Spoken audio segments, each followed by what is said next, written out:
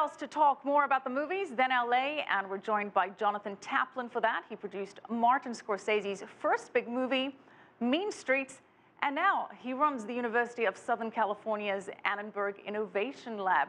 Good to see you. Thanks for joining us. Thanks for having me. Well, Jonathan, Netflix, as we said, reported third quarter earnings. They only added 880,000. Why? What happened?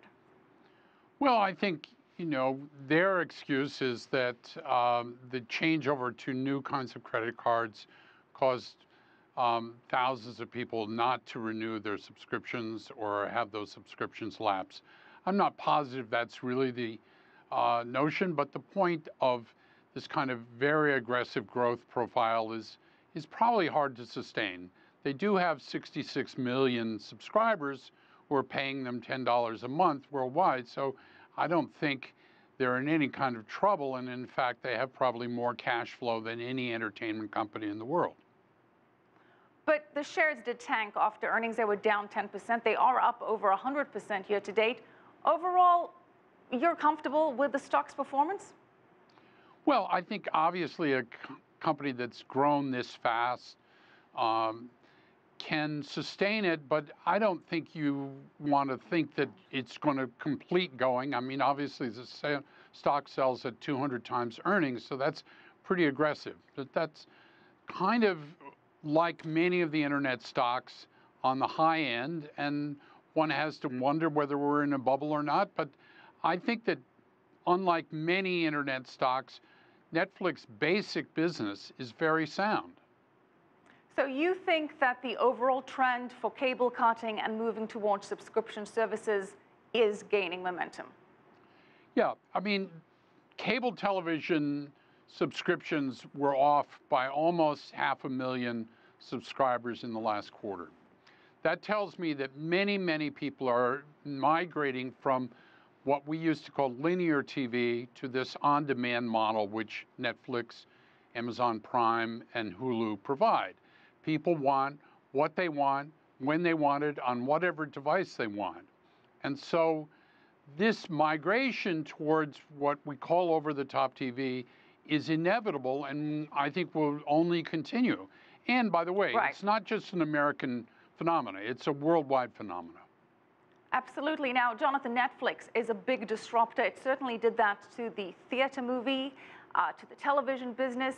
It breached new territory, creating its own series like House of Cards. And now Netflix is making movies. They're releasing the first feature film, Beasts of No Nation. What do you make of that move? Well, I think it's a very bold move.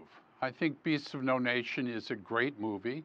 It's the kind of movie that the Academy Award voters like to embrace. And for the first time, you have a movie that comes out in theaters and online on the same day. Now, they're getting a huge amount of resistance from the big theater chains, but the independent theater chains are booking the movies, the Landmarks and the Draft Houses. And so I think there will be a lot of theaters playing Beasts of No Nation. It's a big movie. It has a lot of scale to it and probably should be seen on a big screen. But a lot of people will watch it on Netflix over the weekend as well. And I think that's an inevitable trend because the movie business in the theaters has tended to be dominated by young teenagers, and an older generation tends to like to stay home and watch the movies. Right. And there's no reason they shouldn't have access to it at the same time. Well, but overall, do you think this business model of creating content is going to be a long-term moneymaker for Netflix? Well, for Netflix, it's absolutely critical. What draws subscribers to them but new original content that you can only find on Netflix? And by the way, it's not just Netflix that's embracing this model. Hulu is making its own productions. Amazon is making its own productions. And of course, HBO Now is now competing head-to-head with these services in offering a service that you don't have to have a cable subscription to get. So it seems to me this is a trend that will continue.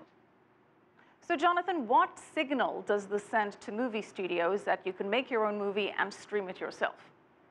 Well, The movie studios are either going to have to adopt a streaming platform themselves or end up selling their movies to Netflix. Now, Disney has decided to sell their movies to Netflix.